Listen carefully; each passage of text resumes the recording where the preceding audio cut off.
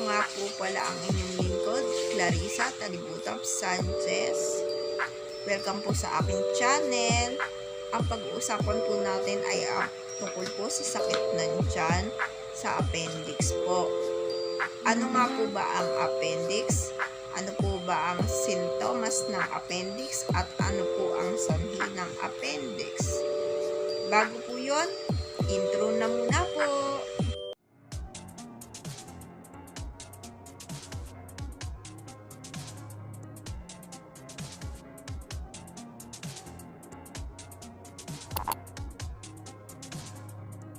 Ba ang appendix? Ang appendix po ay isang finger-shaped pouch na nakausli po sa ating colon or bituka na sa ibaba pong bahagi ng ating kanang tiyan. Doon po yung appendix po natin. Ano po to? Wala po siyang gawa o obligasyon, ngunit hindi po ito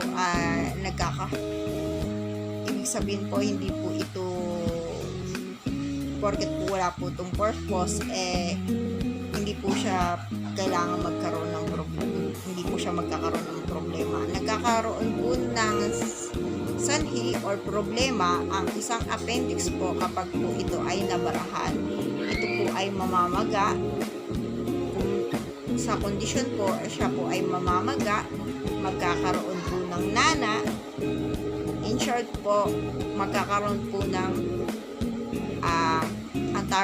ang tinatawag po na infection. Yun po, magkakaroon po ng infection po ang appendix at ito po ang tinatawag na appendicitis or appendectomy. Kaya po appendectomy kasi po kailangan po itong operahan, kailangan po itong matanggal.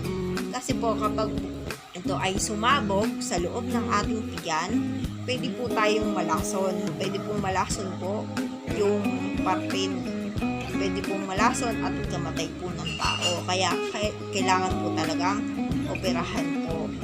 May gamot pong binibigay din ang mga doktor bago po ang opera.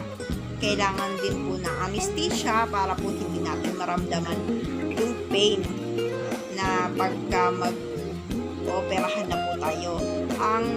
Sa opera po, ang ginagawa po doon ay yung sa likod po, sa spinal cord po, i-inject po kayo doon para po yung inyong tiyan ay mamanhid, hindi po maano po yung ating yung buong tiyan po. Ayan, yun po ang test po na ginawa doon sa akin. In my experience po, yung karayong po, ganito po kalaking karayong, tinusok-tusok po sa aking tiyan. Doon po, doon po nalalaman kung may nararamdaman pa po ako. Bago po yung nilalagay po sa dextrose na anesthesia. Doon naman po sa dextrose na anesthesia, aantukin po kayo. Yun po.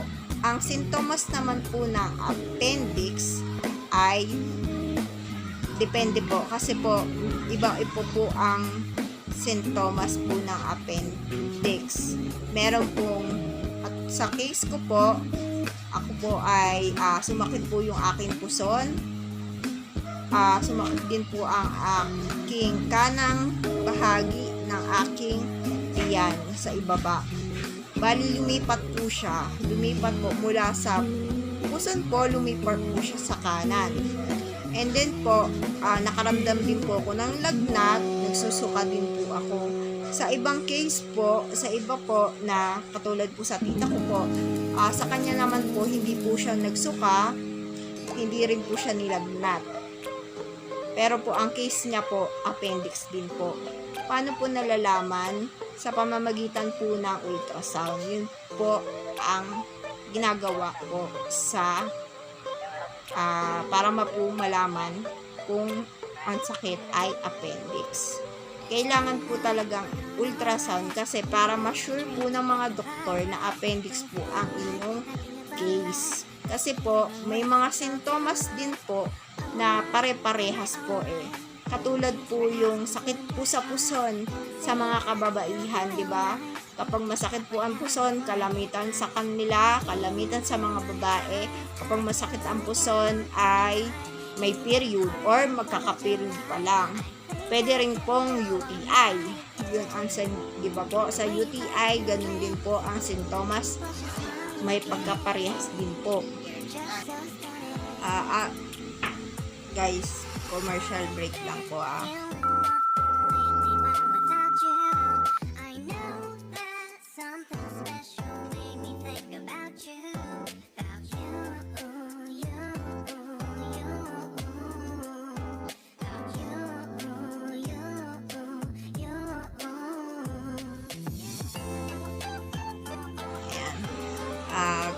Guys, sino ba ang pwedeng magkaroon ng appendix? Sa edad po na 10 years old po to 30 years old, yun po ang kalamitan po na nagkakaroon po ng appendix. 10 years old po, may posibilidad na po magkaroon ng appendix. Paano po may iwasan? Hindi po dahil po yun sa pagtatalon na pagkatas kumain ay tumatalon, hindi daw po yun. Sa wala pa pong nasasabi kung ano po talaga yung pinaka sanhi kung bakit kailangan nababara yung appendix natin, or dahil sa dumi, pwede rin po kasing dahil sa cancer. Sa part 2 po ng aking vlog, ayan, i-share ko naman po sa inyo yung experience ko ngayon mismo, kasi yung appendix ko po ay nitong 2022 po. Ngayon 2023 naman po, na-diagnose po yun na cancerous po ang aking appendix. At stage 4 po ang aking cancer po. Thank you po sa panonood, at do not forget to like, share, and comment down below for suggestion po. Thank you and God bless. Stay safe po.